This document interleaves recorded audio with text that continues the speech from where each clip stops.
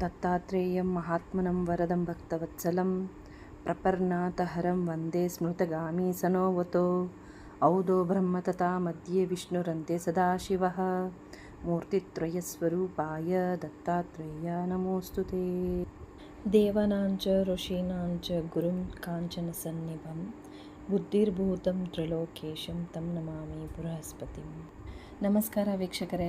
ಕರ್ಕಾಟಕ ರಾಶಿಯವರಿಗೆ ಇವಾಗ ಸ್ವಲ್ಪ ರಿಲೀಫ್ ಸಿಗುತ್ತೆ. ಏಕೆಂದರೆ ಗುರು ನಿಮ್ಮ ರಾಶಿಯಿಂದ ದ್ವಾದಶ ಭಾವದಲ್ಲಿ ಇದ್ದಿದ್ದರಿಂದ ಇಷ್ಟು ದಿನ ದ್ವಾದಶ ಭಾವ ಬಂದು ವ್ಯಯ ಭಾವ ಆಗಿರೋದ್ರಿಂದ ತುಂಬಾ ಖರ್ಚು ಸಡನ್ ಖರ್ಚು ಆಗೋದು, ಮತ್ತು ಪ್ಲ್ಯಾನೇ ಮಾಡಿರಲ್ಲ ಅದಕ್ಕೆಲ್ಲ ಖರ್ಚು ಬಂದುಬಿಡೋದು. ಉಳಿತಾಯನೇ ಆಗ್ತಾ ಇರಲಿಲ್ಲ. ಇವಾಗ ಖರ್ಚಿಗೆಲ್ಲ ಒಂದು ಫುಲ್ ಸ್ಟಾಪ್ ಆಗುತ್ತೆ.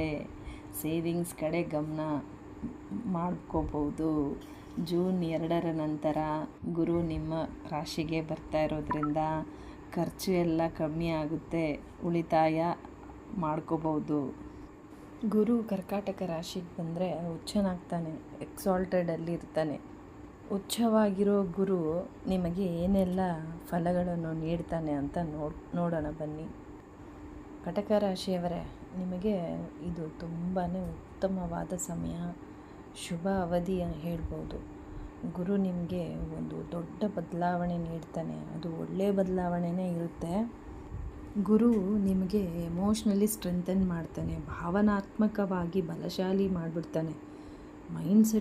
ನಿಮ್ಮ ಮೈಂಡ್ಸೆಟ್ಟನ್ನು ತುಂಬಾ ಪಾಸಿಟಿವ್ ಮತ್ತು ಸ್ಟ್ರಾಂಗ್ ಮೈಂಡ್ಸೆಟ್ ಕೊಡ್ತಾನೆ. ನಿಮ್ಮ ಭಾವನೆಗಳನ್ನು ಬ್ಯಾಲೆನ್ಸಲ್ಲಿ ಇಟ್ಕೊಳ್ಳೋಕ್ಕೆ ಸಾಮರ್ಥ್ಯ ನೀಡ್ತಾನೆ. ತುಂಬಾ ಹಗುರ ಅನಿಸುತ್ತೆ ನಿಮಗೆ, ಮತ್ತು ಹೆಚ್ಚು ಆಶಾವಾದಿ ಆಗ್ತೀರಾ.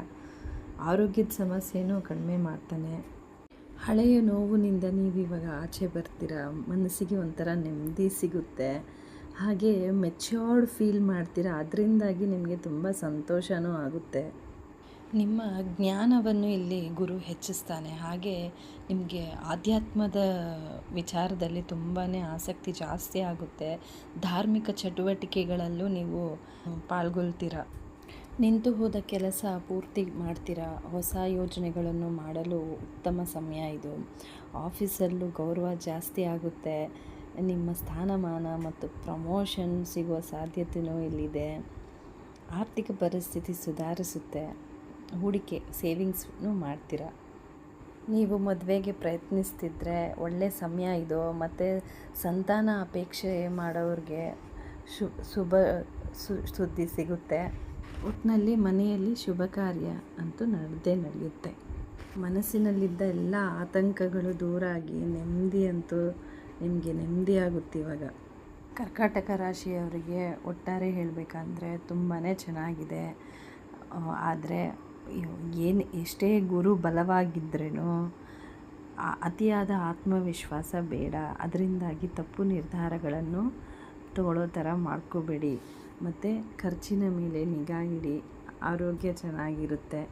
ಆರೋಗ್ಯ ಬಗ್ಗೆ ಕಾಳಜಿ ವಹಿಸಿ. ಗುರುವಾರದಂದು ವಿಷ್ಣು ಸಹಸ್ರನಾಮ ಪಾರಾಯಣ ಮಾಡಿ. ಮತ್ತಷ್ಟು ಗುರು ಇಲ್ಲಿ ತುಂಬಾ ನಿಮಗೆ ಚೆನ್ನಾಗಿ ಮಾಡ್ತಾನೆ. ಧನ್ಯವಾದಗಳು.